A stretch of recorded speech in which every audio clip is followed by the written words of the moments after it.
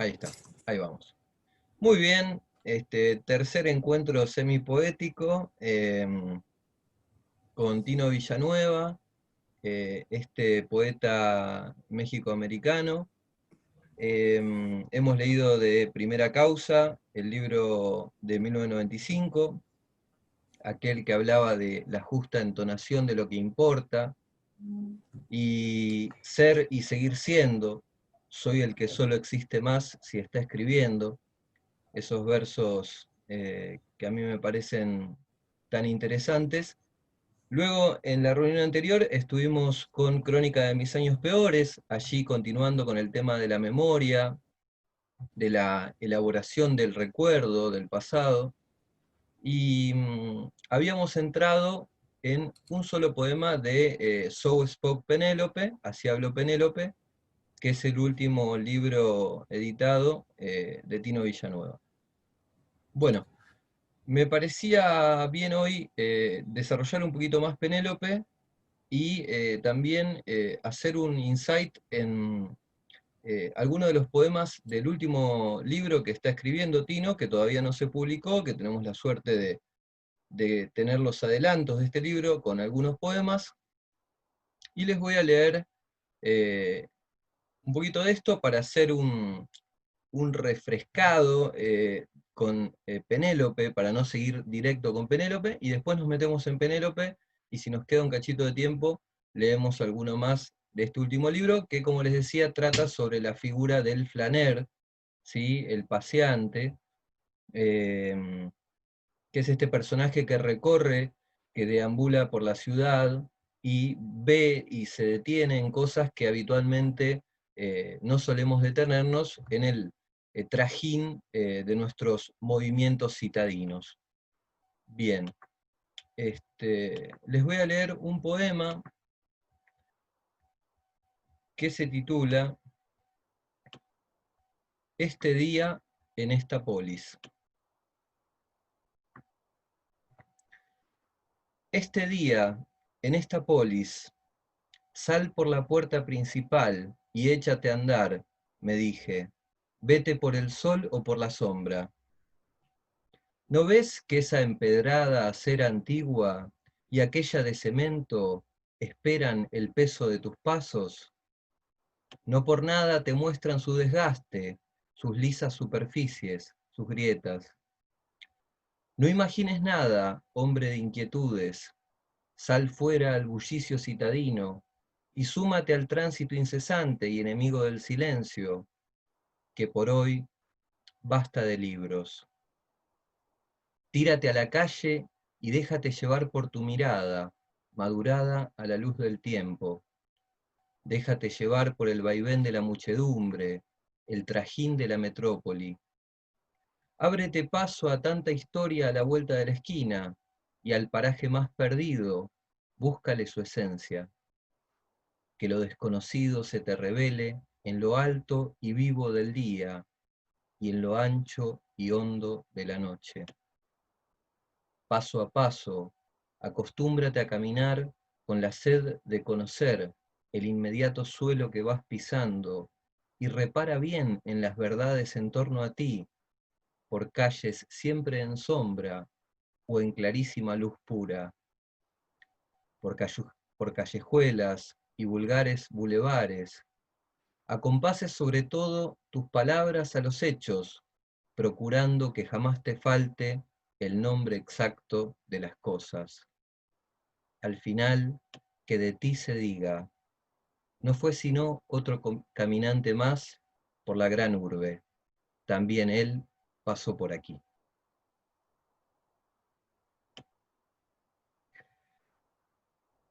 Bueno, un poema más cercano, más cotidiano, si se quiere. eh, Tiene este título, Este día, coma, en esta polis. Si quieren se los voy a compartir para que ahora que lo repasamos les sea más sencillo ver alguna cosita.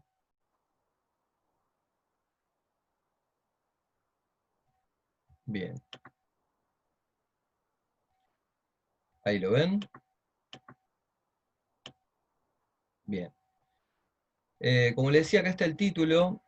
Esto es una síndeton, es decir, es una pequeña acumulación de dos elementos con una coma, esa puerta giratoria del pensamiento, como decía Cortázar,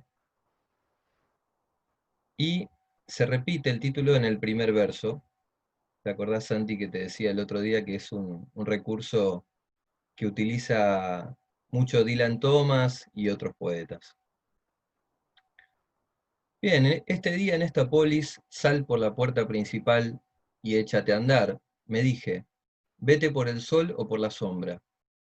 Em, Está allí planteado el juego del poema, este salir a las calles, pisar las calles nuevamente, como diría Pablo Milanés. Este, y hay algo fundamental en este poema, que está escrito en segunda persona, ¿sí? Sal, ¿sí? Es una interpelación, sal, como nosotros diríamos salí, ¿no? En nuestro voceo rioplatense. Y luego sigue diciendo, ¿no? No por nada te muestran su desgaste, ¿no? Las veredas y las calles de cemento. Y este te, ¿sí? Muestra esa interpelación eh, que es a sí mismo, porque él dice me dije, entonces uno entiende que se está hablando a sí mismo el yo poético, pero también es al lector, ¿no? Es como si nos lo dijera a nosotros también. Y eso es un recurso interesante de la segunda persona, ¿no? De esa interpelación. Y también no es muy común el uso de la segunda persona, entonces es un recurso que está bueno para tenerlo en cuenta. Eh,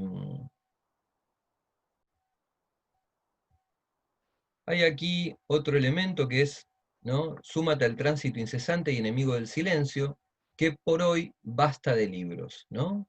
Está mostrando allí ese pasar del mundo intelectual, ¿no? Del ámbito tal vez de una cultura más compleja a el ritmo del bullicio citadino, ¿no? El tránsito, no imagines nada, dice, ¿no? Como metete en el trajín de la muchedumbre y déjate llevar. Tírate a la calle y déjate llevar por tu mirada, madurada a la luz del tiempo. Eso es muy lindo también, ¿no? Esto de madurada a la luz del tiempo, como si la mirada fuera un fruto que va madurando con las estaciones y no ve siempre con el mismo ángulo de iluminación todas las cosas. Ábrete paso a tanta historia a la vuelta de la esquina, ¿no? Todo lo que puede surgir, todo lo que hay de inesperado en salir a recorrer la ciudad sin un objetivo preciso, más que el mero devenir por la misma, ¿sí? Pensemos que nosotros siempre que salimos, salimos a buscar algo concreto, vamos a comprar, vamos a trabajar, viajamos a ver a alguien. Bueno, obviamente estamos en una situación ahora, en este contexto de la pandemia, que este, justamente la recomendación es quédate en casa, ¿no? Tírate a la calle. Pero bueno, claro que queremos pensar que esto será pasajero y que volveremos a poder transitar con libertad por las calles, saludablemente. Y me gusta esto también, ¿no? Ábrete paso a tanta historia a la vuelta de la esquina y al paraje más perdido, búscale su esencia. Me parece que aquí está en buena medida eh, la actitud del flaner, del paseante, con respecto al mundo que sale a recorrer y a observar con una mirada particular, que lo desconocido se te revele, ¿m? En lo alto y vivo del día y en lo ancho y hondo de la noche. Este tema de la luz y la sombra se reitera a lo largo del poema, está en el principio, aquí, y luego acá de vuelta por calles siempre en sombra o en clarísima luz pura. Por callejuelas y vulgares bulevares, ¿no?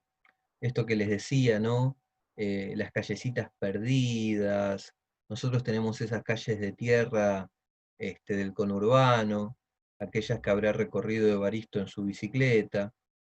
Los vulgares bulevares que nos recuerdan al sucio bulevar del que hablaba Lou Reed en su famosa canción, Dirty Boulevard, que se les recomiendo, ¿no? Lou Reed, quienes no lo hayan escuchado no dejen de hacerlo. Y aquí en el final, acompasa sobre todo tus palabras a los hechos. Hay ahí esta fidelidad del cronista, pero también una coherencia entre actos y palabras, procurando que jamás te falte el nombre exacto de las cosas, ¿no? Esta búsqueda de la exactitud y de la precisión, que ya veníamos viendo, ¿no? En la justa entonación de lo que importa, y que me parece que Tino lo insiste con esto, porque es uno de los rasgos esenciales de la labor poética, ¿sí? Encontrar el nombre exacto de las cosas, ¿sí? Tratar de encontrar la palabra exacta para cada momento. Es decir, está hablando de la precisión, ¿no? Al final que de ti se diga, no fue sino otro caminante más por la gran urbe, también él pasó por aquí. El final es como suave, lindo para mí también, ¿no? O sea, humilde, no se despide sin bombos y platillos, como que se lo lleva un vientito de la calle, ¿no? Bueno, este es un adelanto del año 2016 del último libro que está trabajando el querido Tino Villanueva. Voy a aprovechar, ya que estoy acá en el navegador, para compartirles un pequeño fragmento, ¿lo ven? ¿Ven ahí ahora un video de YouTube? Sí, perfecto. Un pequeño fragmento en donde Tino lee, para dar pie, ahora les voy a leer un poquito, vamos a entrar en Así habló Penélope, les voy a hacer una pequeñísima introducción sobre este mundo, y ya pasamos a leer unos poquitos poemas de este libro que me parece que es muy interesante, sobre todo también por la posibilidad de meterse en la mirada femenina por parte del poeta. Y aquí nomás un muy breve fragmento de lectura hecha por el mismo Tino Villanueva, dura 1 minuto apenas, para que escuchen cómo es su voz, que es tan importante, y cómo lee él, con qué ritmo, con qué entonación, con qué cadencia, con qué prosodia, los poemas, uno de los poemas originales de So Spoke Penélope, ¿sí? Bueno, no sé si se va a salir el sonido, porque en general hay que hacer algo especial. Voy a dejar de compartir. A ver. Porque hay que poner algo especial para que se escuche el sonido. Y lo voy a volver a poner. Ahí entró Pau. Bien. Y ahora sí lo voy a compartir con el sonido. Perfecto. Muy bien. Así la tecnología nos acompaña. ¿Todos lo ven ahí de vuelta? Sí, sí. Ahí está Tino. Vamos entonces a escucharlo en su propia voz. This is the palace where I've learned to survive. Where 2 years ago I embraced Odysseus, stout son of Laertes, one last time. One long embrace was all it took to shake one heartbeat between us before he left for Troy. This is the palace I walk around in from hall to hall, a world of stone and wood that is mine. This is the room where I work in wool and talk it out with myself. Where still awake I toss and turn, pace around in the middle of the night, convincing myself once more that the earthly idea of love is still the lifeblood of my body. This is the palace where I wear the crown of faithfulness, where the sound of the sea is the sound I think with. Therefore, if I stand by a window expecting each time to see the outline of a ship coming toward me, what is it but my love and the passion time gives it to grow for Odysseus, like-minded husband of the cunning mind, for whom I wait. So spoke Penelope. She awoke this morning, and the golden cloth of dawn rose out of the sea. Bueno, dejo de compartir un poquito acá la pantalla. Bueno, ahí lo podíamos ver a Tino.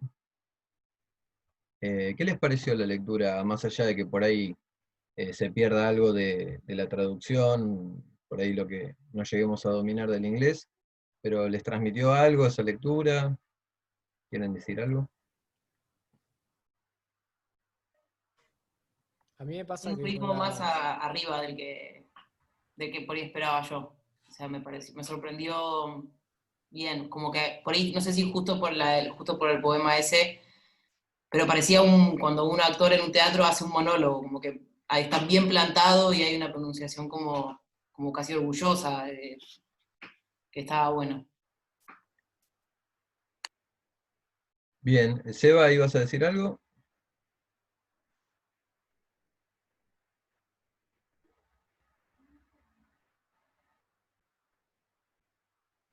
No.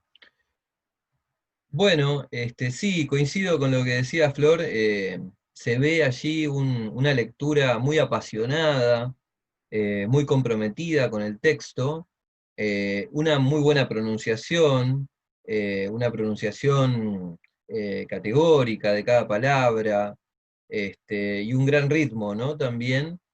eh, Hay una consustanciación, me parece, con el personaje que enuncia, que es Penélope, y esto me parece fundamental, ¿no? Porque no es ni sencillo ni simple ponerse a escribir desde la voz de cualquier mujer, y bueno, en este caso se trata de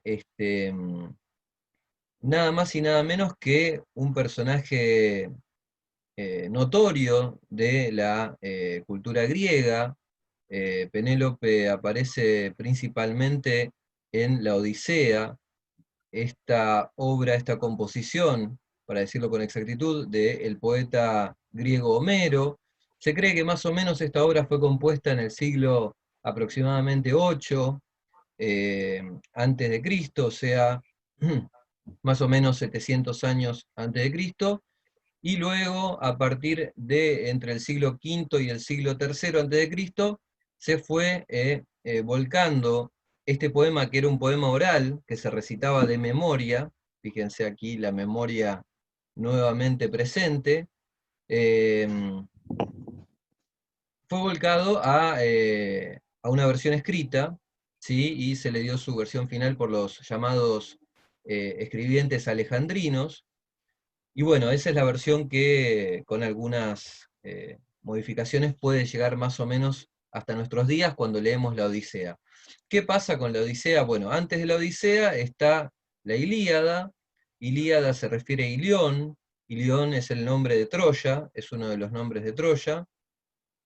Troya era una gran ciudad, próspera y rica, que se encontraba sobre la costa de Asia Menor, en un punto de pasaje clave, comercial, donde por su ubicación estratégica recibían grandes ingresos y tenían mucha suerte con el comercio, ¿sí?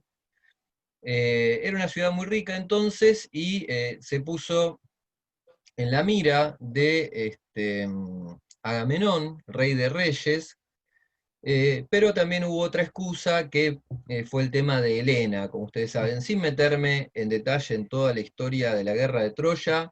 Básicamente Helena y París se enamoraron. No se sabe si Helena se fue con París o París la raptó de Esparta, donde Helena estaba con su esposo Menelao, que era justamente el hermano de Agamenón. Es decir, París se fue con la mujer del hermano del tipo más poderoso del mundo en esa época, lo cual te puede llegar a traer algún problema. Bueno, así fue que todos los países, más bien todas las polis griegas, todos los ejércitos griegos, aqueos, como también se les llamaba en aquel entonces, partieron a la guerra contra Troya para recuperar a Helena, vengar la deshonra de Menelao y también de paso conseguir una gran victoria. Era la mayor batalla que jamás se había visto hasta ese momento, ¿no? Se cree que la destrucción de Troya corresponde más o menos al siglo XII a.C., ¿sí? Siglo XII, XIII más o menos, o sea que Homero ya va relatando algo que era de un tiempo lejano, ¿no? Y la historia está profundamente imbrincada con los mitos, los dioses intervienen en la lucha, ¿sí? Bueno, la guerra dura 10 años, no sé si saben cómo termina, resulta que hay un tipo que es muy astuto, fecundo en ardides, decía Homero, y se le ocurre, como no podían vencer a los troyanos, hacer una artimaña que consistió en el famoso caballo de Troya, ¿no? Hoy en día la expresión troyano sigue siendo vigente, ¿no? Cuando a veces se nos mete algún programita indeseado y nos revienta la computadora o el celular. Bueno, y también cuando desde algún, eh, digamos, medio de comunicación también nos venden humo o pescado podrido, como se les dice a las noticias fraudulentas, también son una especie de troyanos, porque nos meten una información que nos juega en contra. Así que fíjense qué vigencia tiene la artimaña de Ulises. Bueno, ¿en qué consistía la artimaña de Ulises para penetrar los infranqueables muros de Troya? Y básicamente de que los troyanos eran legendarios criadores y domadores de caballos. ¿Sí? Entonces el tipo les hace un caballo gigante como diciendo, miren, la verdad ustedes son invencibles, los homenajeamos, ¿sí? Nos retiramos, hicieron como que se iban y se escondieron adentro del caballo.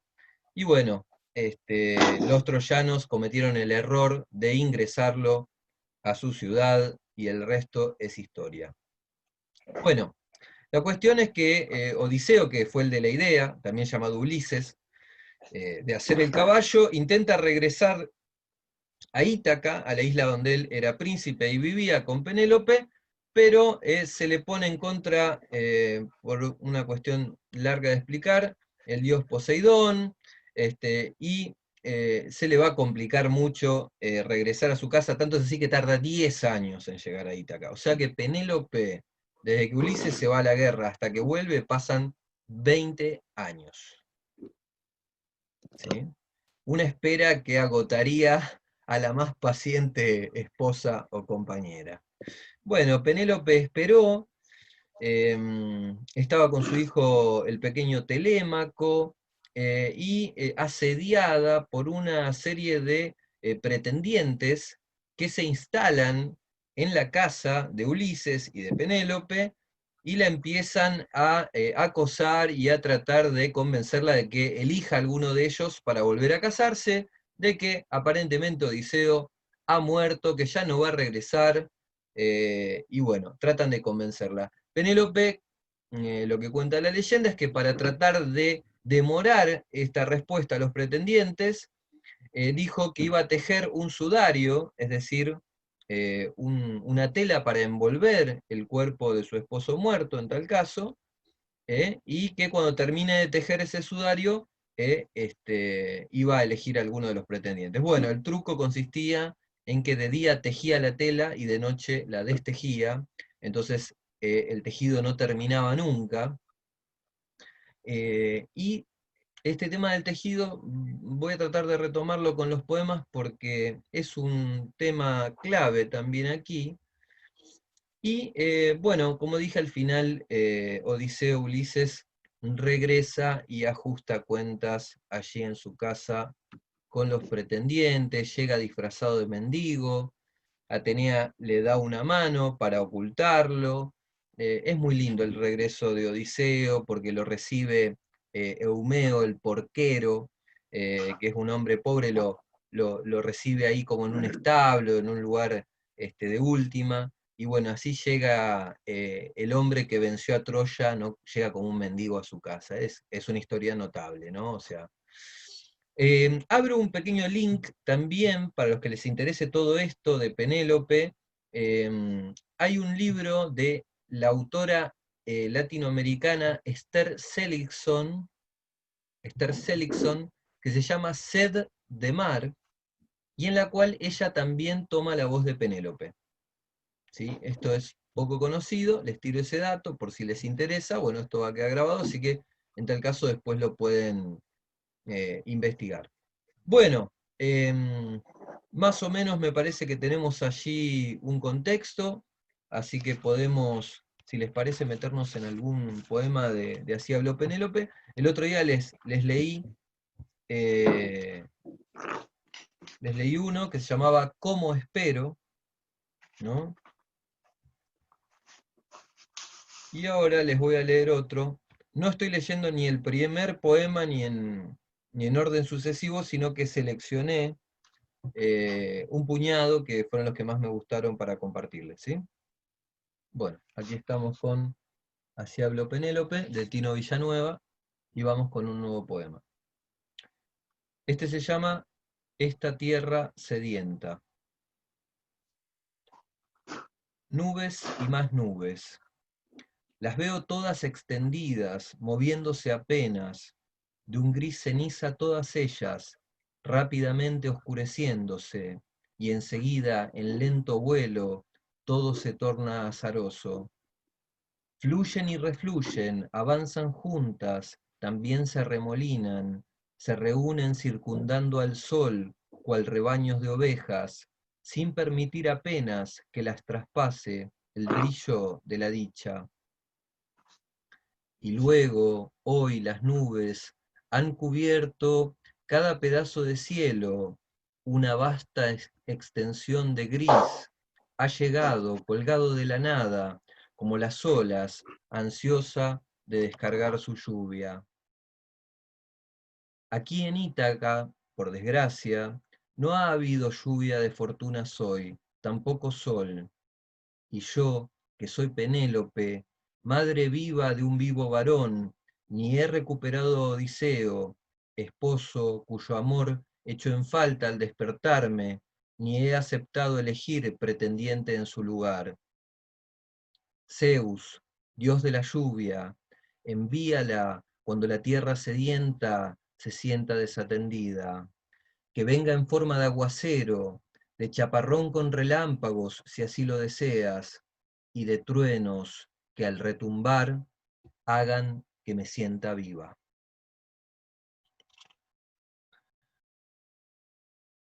Bueno, No sé si es todo así el libro. hay una gran presencia del paisaje, ¿por qué? Bueno, en los poemas de Primera Causa y de Crónica de mis años peores, era un movimiento más introspectivo el de la poética, ¿no? O sea, era más hacia adentro. Y en este caso hay un interior, que es la sensación de angustia y de desesperación de la espera que está atravesando Penélope, pero también está el horizonte, porque es donde ella busca el cambio, que es el retorno de su amado, ¿sí? La esperanza. La esperanza, claro, el estar constantemente en vilo, con la expectativa de que en algún momento aparezca en el mar la nave que traiga de regreso a Odiseo. Y en ese sentido, Tino hace del personaje de Penélope y toma el personaje de Penélope en una versión muy fuertemente ligada a Odiseo. O sea, es un amor que realmente puede vencer una espera de 20 años, ¿sí? Aunque por ahí hoy en día desde visiones críticas de cierto, digamos, sí, de cierta mirada romántica en el sentido de esa forma cristalizada del amor burgués, con ciertos estereotipos tipo Disney, del príncipe azul y bla, bla, bla. Bueno, no es este el caso, o sea, ellos son un matrimonio que estaban juntos, su esposo parte a la guerra y sencillamente ella está profundamente enamorada y lo espera, ¿no? Con momentos de, digamos, de vacilación, con dificultades.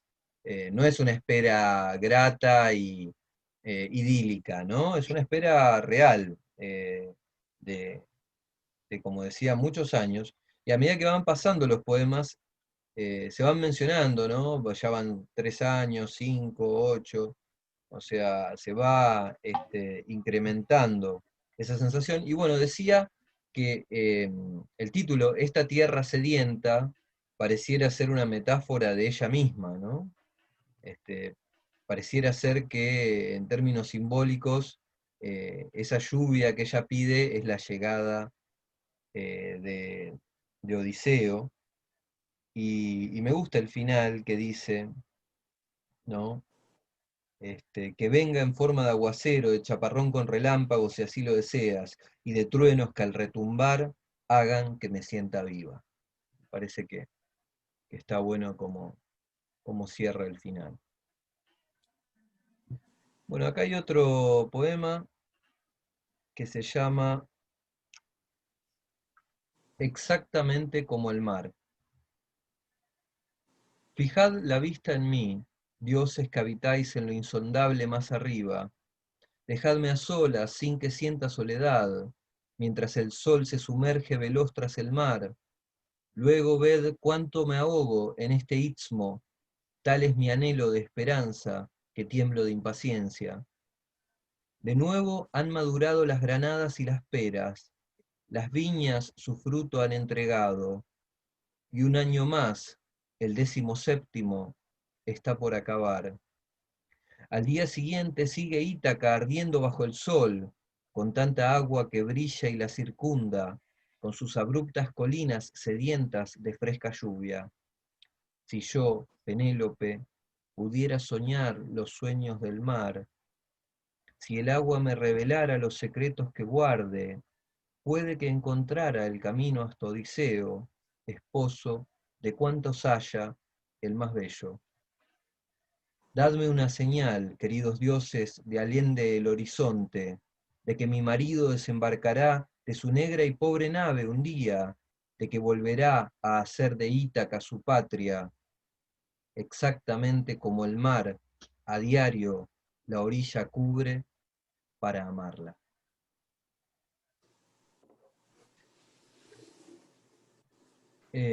Parece sencillo, y en cierta medida pensemos en las limitaciones que supone ponerse a escribir en otro tiempo, sin tecnología, ¿no? Y sin la mayoría de los objetos y elementos que pueblan nuestra vida cotidiana. Pero están, como decíamos, más revalorizados y resignificados los otros elementos que no dejaron de estar, que tienen que ver con la naturaleza, con el paisaje. Ahí la marca del paso de las estaciones, ¿no? Con la maduración de los frutos. Y hay dos líneas, dos versos que me gustaron en particular. Uno que dice, si yo, Penélope, pudiera soñar los sueños del mar. Me gustó eso. Y luego el final, ¿no? De que volverá a Ítaca, exactamente como el mar, a diario la orilla cubre para amarla. Me gustó esta idea de, puede ser muy sencilla, y bueno, y sí, me hacía acordar, ¿te acordás que te decía Juan al texto que nos pasaste?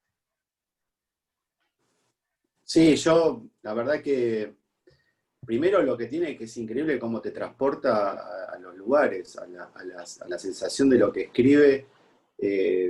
Yo me vi mirando las nubes, me vi quizás hasta en ese lugar, Ítaca, que no sé, ni lo conozco, pero me veo ahí mirando la costa, como el mar abraza la costa, es increíble. Y también cómo él describe el tiempo, ese tiempo que es largo, a través de lo que ve de la naturaleza y de la espera de Penélope por su amor, pero describiendo esa espera con la naturaleza y con el tiempo de la naturaleza. cómo lo asocia y aparte la descripción es increíble, es hermoso. Muy lindo. Bueno, me alegro mucho que te guste porque en lo personal, a mí como dije ya, me gustan más los otros poemas que leí antes, pero me parecía interesante también esta posibilidad de que él tome esta voz de Penélope, que vale recalcar que Homero no le dedica tiempo a la voz de Penélope, ¿sí? O sea, los personajes femeninos en la obra homérica tienen un valor sumamente secundario o terciario con respecto a los personajes masculinos, ¿sí? Por ahí sí tenés una Atenea, pero bueno, es una diosa, no es exactamente una mujer. Este, y esto de darle la voz o devolverle la voz, o a ver qué hubiera podido decir Penélope también. Porque la cámara sigue a Odiseo, lo vemos a Odiseo ir con Calipso, ahí hay como un romance, hojaldre, ¿sí? Odiseo no es ningún santito, luego pasa por la isla de Circe, ¿viste? Sigue Circe también, ahí quiere lo suyo, ¿sí? Y todas sus desventuras, no sé, cuando se enfrenta al cíclope Polifemo, etc. Pero la cámara está principalmente con Odiseo. Penélope, sin pena ni gloria, allí sola en el palacio, viendo cómo se las arregla. Bueno, este texto que les leo ahora se llama Un paño de tela, y como les decía antes, toma la cuestión esta del tejido, y es el único texto del libro que está en prosa, ¿sí? Es un pequeño texto en prosa. Bien. Un paño de tela. Dadme el arte del tejido, más sutil que el trabajo con el bronce, o con la piedra, tosca en demasía, demasiado pesada, demasiado fría. Un trozo de paño, primero lo diseño en mi mente, y allí permanece. Fundo en el fondo que elijo las siluetas y los dibujos, que quito y pongo a mi gusto, sentada en compañía de mis pensamientos. Es decir, cualquier retazo de tela se crea de la nada, si nada es lo que un telar de madera vertical y vacío se dispone a sustentar. Del hilo a la emoción llega luego, cuando por fin he escogido entre una abigarrada cesta repleta de amorfos ovillos, consciente de que a veces los tonos más maduros son mejores, y aún así, junto al rubor de los otros, una luz más tenue colma por igual los ojos. Entonces, y sólo entonces, con aplomo, la lanzadera impulso a través de la trama, por arriba, por abajo, hacia un costado, hacia el otro, adelante y atrás. No es fácil tornar en paño los sentimientos. Mas una vez centrada en la tarea, cada vez que tejo las hebras entreveradas, cada vez que ato y anudo y corto y tejo un poco más, el paño refuerza su valía, como cuando un bardo convierte un relato en canción, palabra a palabra, tensada al son del rasgueo de su lira. Tramo a tramo le doy forma hasta adaptarlo al mundo que conozco. Puedo verlo, y mis dedos lo saben cuando el hilo se les escurre una y otra vez, y más, mis dedos que trabajan cual arañas. Y cuando creo haber terminado, no es verdad, de modo que cambio y me pongo a destejer. Altero el diseño de las líneas, introduzco otro color. Y yo sola, mientras trabajo, permanezco en esta estancia con tal diligencia de mujer que, en ocasiones, me olvido de comer y, por un momento, no hay nada que me haga padecer. Agradezco a los dioses no tener bronce que batir o torcer, ni bloque de piedra que castigar. Oh, bendito sea el arte del tejido, más sutil que el trabajo con el bronce o con la piedra, tosca en demasía, demasiado pesada, demasiado fría.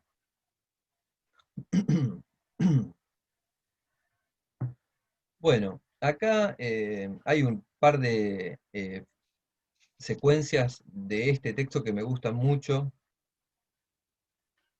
que es esto que dice, primero, un detalle. En general, cuando pensamos en el arte griego, pensamos, no sé, en la escultura, en la arquitectura, sí, principalmente.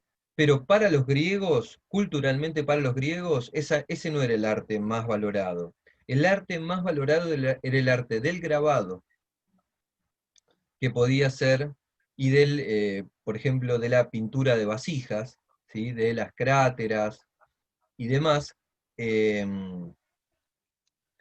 Y el grabado, por ejemplo, en el bronce, el trabajo de orfebrería, ¿sí? Este era el arte más valorado para los griegos. Entonces, no compara con cualquier cosa acá, Penélope, cuando dice, dadme el arte del tejido, más sutil que el trabajo con el bronce, o con la piedra, tosca en demasía, demasiado pesada, demasiado fría. Está bueno hasta la musicalidad que crea ahí con la pequeña rima. El tema del tejido es clave porque nosotros cuando escribimos y cuando hablamos, producimos textos. Y la palabra texto viene de tejido. El texto es un tejido de palabras, ¿sí? El texto forma una trama, un entramado, donde las palabras son los hilos, son los colores, son los motivos. Y me gusta como dice, un trozo de paño. Primero lo diseño en mi mente y allí permanece. Fundo en el fondo que elijo las siluetas y los dibujos, que quito y pongo a mi gusto, sentada en compañía de mis pensamientos.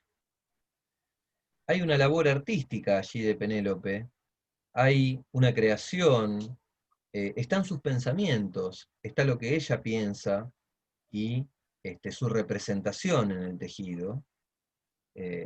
Una forma, piensen que hasta recién, hasta prácticamente el siglo XIX, las mujeres no tenían un acceso oficial a la escritura, por ejemplo, ¿sí?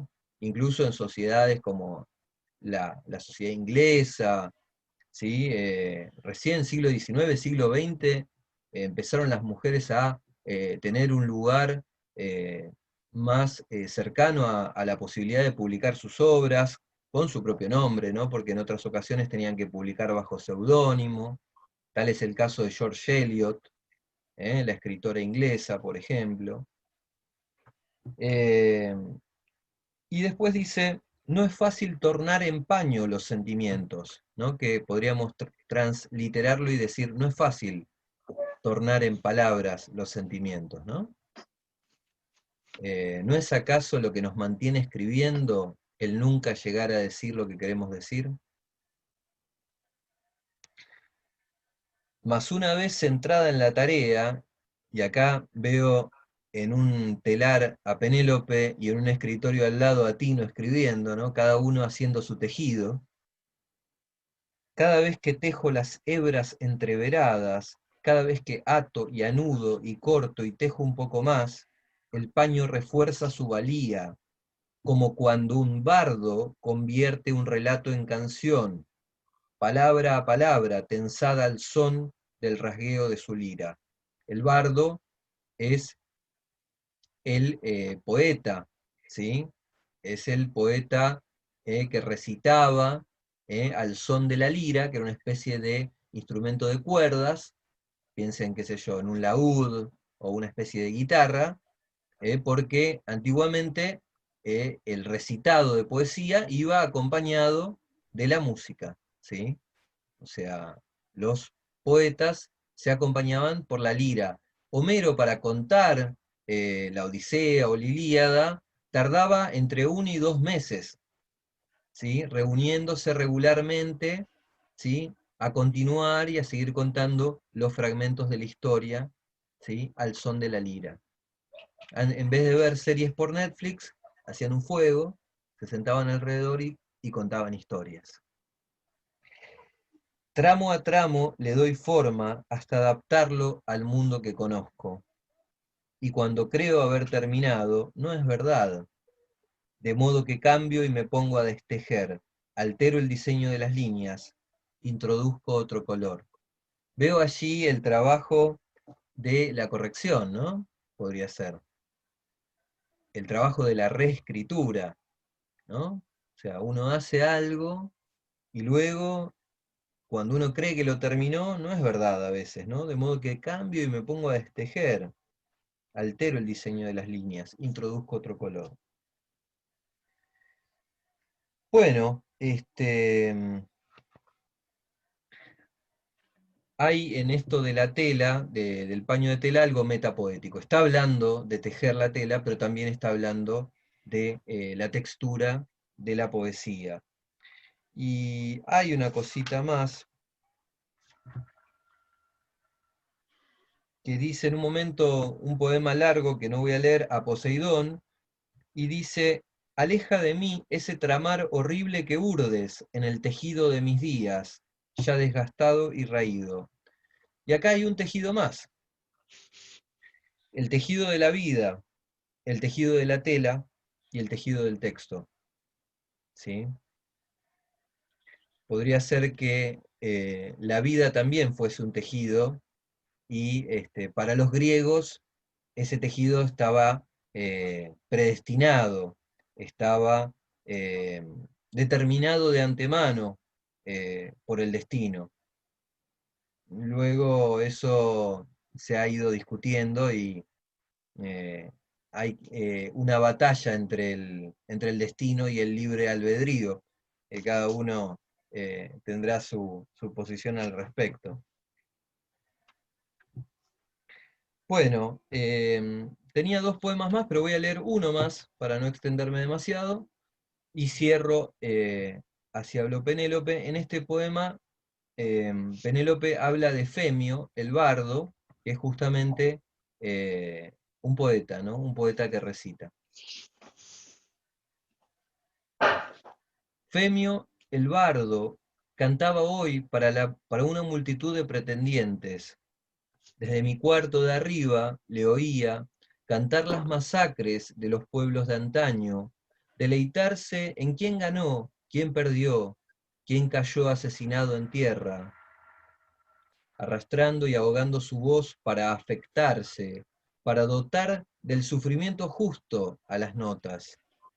En cuanto hubo acabado con el pasado, cambió al presente, eliminó la distancia para hacernos vivir de Troya el campo de batalla. Sin duda, él se conocía la canción mucho antes de entonarla.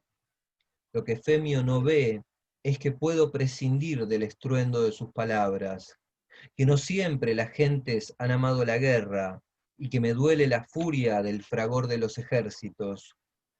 ¿Por qué cantar la sangre sanguinolenta y muerta? Es lo que queda, ¿qué es lo que queda para las aves carroñeras y los rugientes perros salvajes? Igualmente su lira, afinada, aguda, irritaba los nervios. No es que él errara en nota alguna, y por 2 veces la hizo gemir cual corazón en desgarro. Si se hace bien, corto o largo, también el relato lo cuentan el ritmo y la música, y ya estaba harta de su tonada de fuerte rasgueo. Acabaron provocándome ira, aquel grave aporreo y la forma en que enfatizaba las palabras. Rápido asalto de lanza, que hace que el cuello le estalle súbitamente al guerrero, que emite un quejido al caerse, trémulo en tierra, y la sangre que le pedí que parara. Cuando bajaba por la escalinata, de 2 sirvientas flanqueada, disgustado, hizo lo que se le ordenaba y dejó el relato que narraba suspendido en el aire.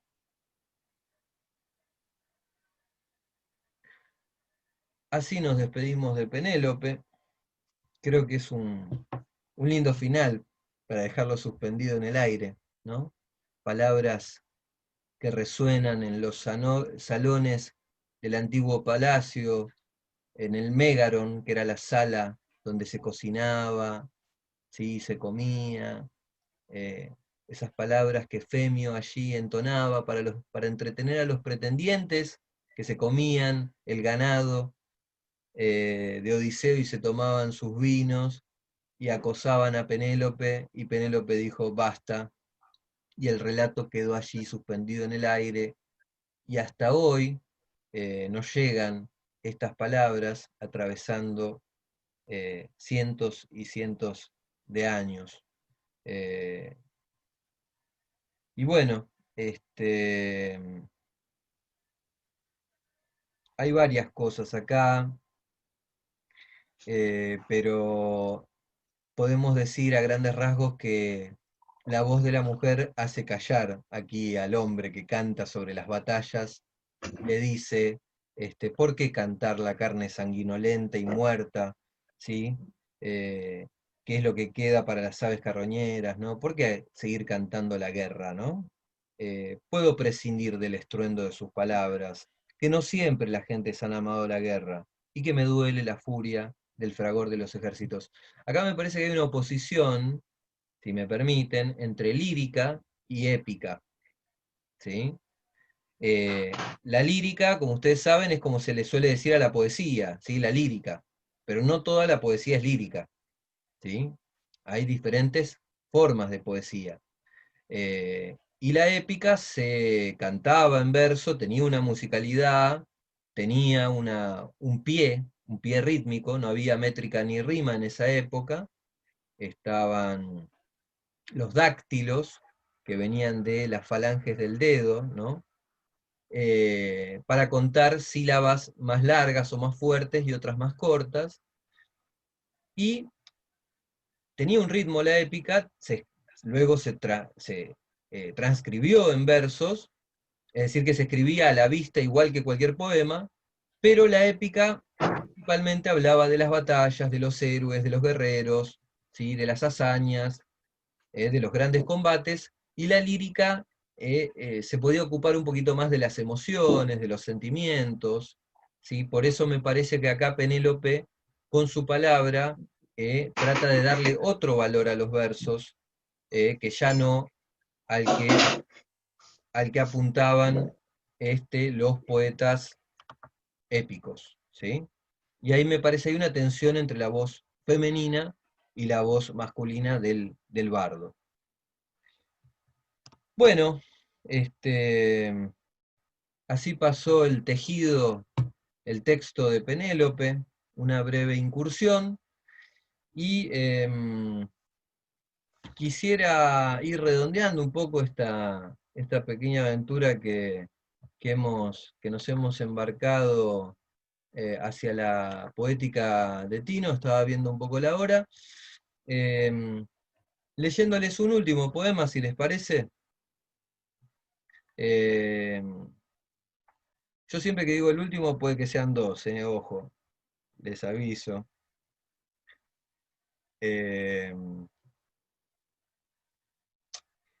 Este poema se llama 12 perros y otro más, y fue publicado en la revista esta Hispamérica, que dirige Saúl Sosnowski,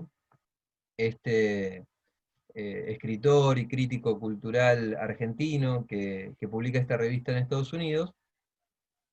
Y este poema pertenece también a la serie de lo del flaner, lo del paseante.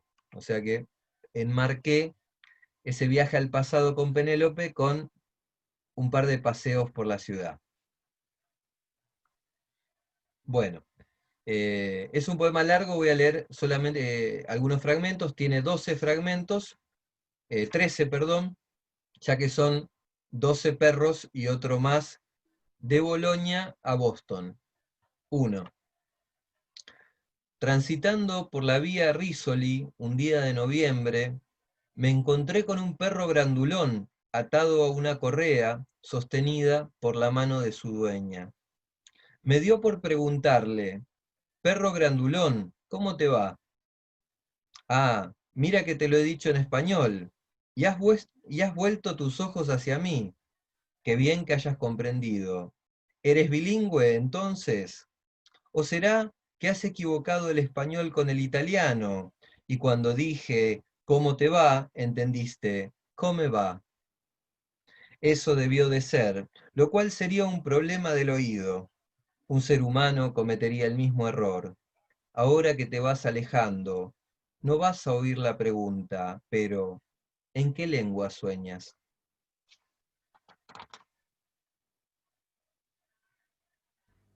Tiene una docilidad para escribir brutal. O sea, te pasa de algo que parece como súper complejo, así, como decía Evaristo la otra vez, inabordable o insoportable, a algo que quizás es como más, casi una escena así, como de comedia, que te la termina y te la da vuelta al final con algo súper complejo también. Sí, Ay, totalmente. De hecho, como decía, para refrescar un poco, capaz que el tono más retórico de los poemas anteriores y el tono más desgarrado de Penélope en su espera, quería enmarcarlo con estos poemas del Flaner porque, como bien decís, empieza a haber una nota de humor eh, en estos poemas a los 12 perros. Eh, Fíjense este es el número 4 y dice, perro peludo, cara de embudo, de pelo color ceniza, mira ese asombroso brillo de tus ojos, lucecitas aún en pleno día. Por si los míos parecieran estar iluminados, es que llevo lentes. Perro peludo, cara de embudo, ya te me vas yendo, pero volviendo tu mirada hacia mí, ¿qué estarás pensando? ¿No me lo podrías decir? Digo, ladrar, perro peludo, ojos llenos de luz, espero verte de nuevo. Yo con mis lentes para mejor mirar, tú con tus ojos que no dejan de brillar.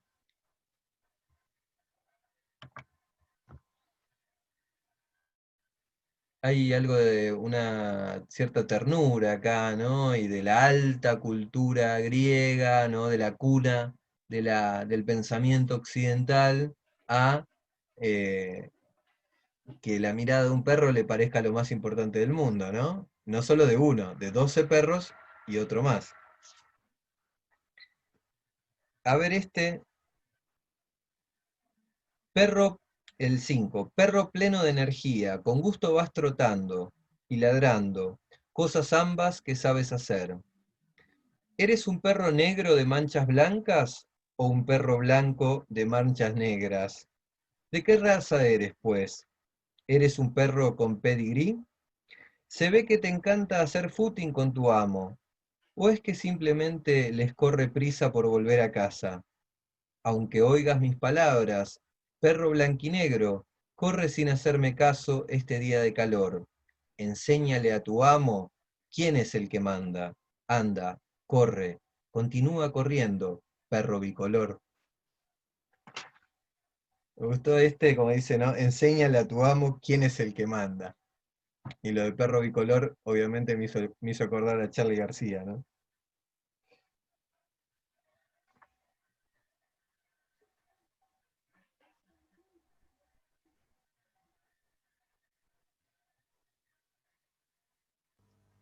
Bueno, este es muy lindo también.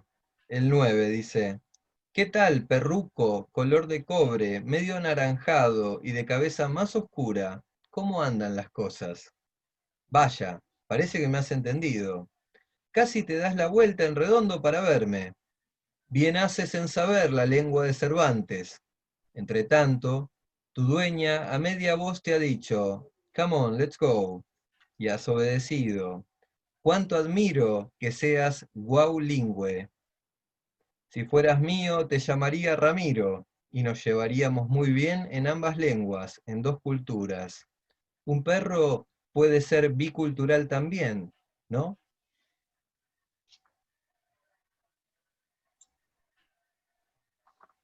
Este, bueno, muy, muy inmediato el humor, ¿no? También están sus obsesiones, esto del cruce de las lenguas, ¿no? Me encantó eso de wow lingüe. Me pareció que estaba bueno. Y leo el último y vamos cerrando. El número 13 dice, perro de lento paso, que con tu dueña pasas por la acera. Celebro que en tu espíritu lleves el gusto por deambular, y tan seguro de ti mismo, y en tus ojos el rebrillo de la curiosidad. Un par de veces te oigo ladrar, perro observador, y contemplo tu rabo, que no deja de bailar. Tu mirar es de admirar, lo cual me lleva a pensar que ebrio debes ir de tantos olores y sonidos por doquier. ¿Quién pudiera comprender la gran urbe desde tu perspectiva y poseer todo tu saber? Sigue paseándote a tu aire, perro buscón, con las orejas levantadas, como en estado de alerta. Sigue oteando y olfateando, como entendiendo lo que oyes, como saboreando lo que ves, perro historiador. Esta es mi ciudad, pero muy tuya también. Que quede entonces claro que te declaro perro flaner.